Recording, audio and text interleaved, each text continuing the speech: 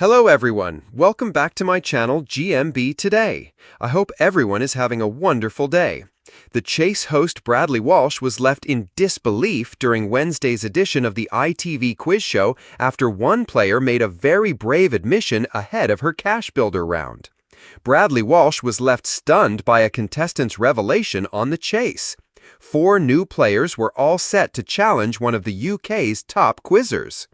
Spencer, Ali, Susan, and Jamal were warmly welcomed by the TV host onto the popular ITV quiz show.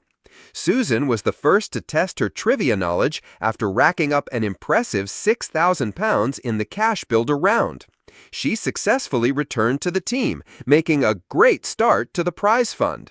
Jamal was next to face Jenny the Vixen Ryan, but his time on the show was sadly cut short when he was caught by the chaser.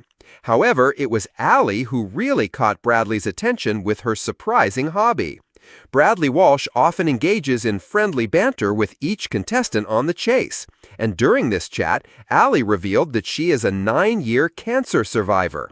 Bradley congratulated her as Ali went on to disclose that she has raised £73,000 for McClellan, reports the Liverpool Echo. She detailed how she's undertaken a wide array of daring fundraising activities to overcome her fear of heights, including wing walking. Astonished by Ali's courage, a disbelieving Bradley exclaimed, "You've not done wing walking? No, you've not. I was never doing that." Clearly impressed by Ali, he added, "That's a great thing," while the Vixen labeled her as fearless. Following Ali's confession, viewers took to social media, with one saying, "What a hero, raising funds for charity." Following a triumphant round against the chaser, Ali added £4,000 to the team's total, bringing it up to £10,000. However, Spencer wasn't as lucky and was caught by the Vixen, leaving the show with nothing. In the final chase, Ali teamed up with Susan in an attempt to secure the cash prize. Despite their efforts, the chaser managed to catch their score of 15 with just 19 seconds left on the clock. The bright studio lights of the Chase flickered across the faces of contestants nervously gripping their podiums. Bradley Walsh, ever the charming host, strolled across the stage with his trademark grin. He had seen everything over the years: outrageous guesses, shocking wins, and nail-biting finishes. But nothing could have prepared him for the moment that would leave him utterly speechless. It started like any other episode. 4 hopeful contestants stood ready to face the chasers, their eyes locked on the prize fund. Among them was Daniel, a softly spoken man in his late 30s with an unassuming smile and a calm composure. Bradley, always keen to warm up the audience, leaned in with his usual line.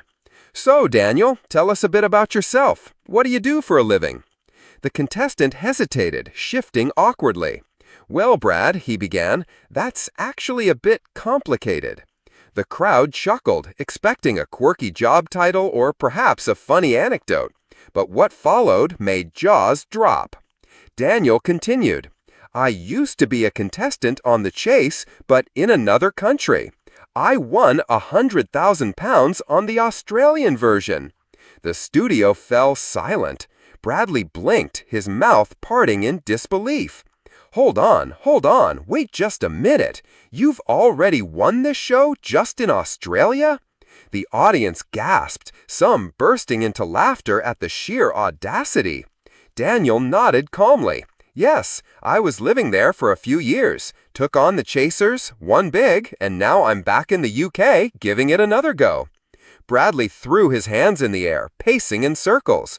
"You're telling me you've already beaten them once, pocketed a life-changing amount of money, and you've come back here to do it again?"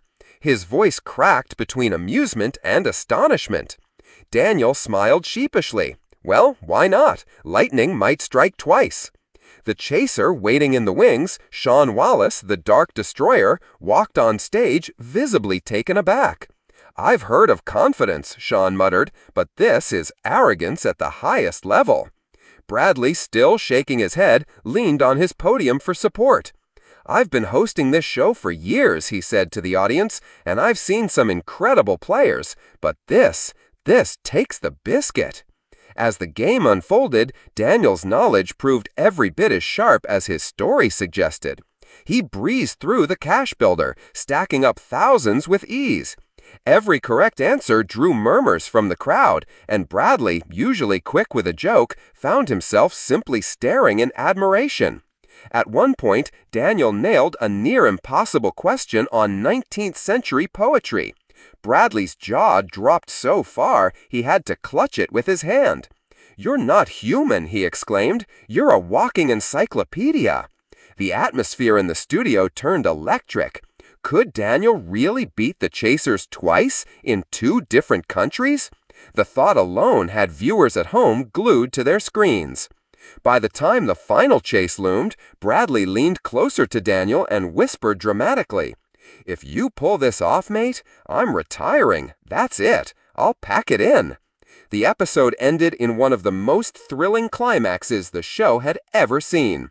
But more than the outcome, it was Daniel's jaw-dropping admission that would be remembered for years.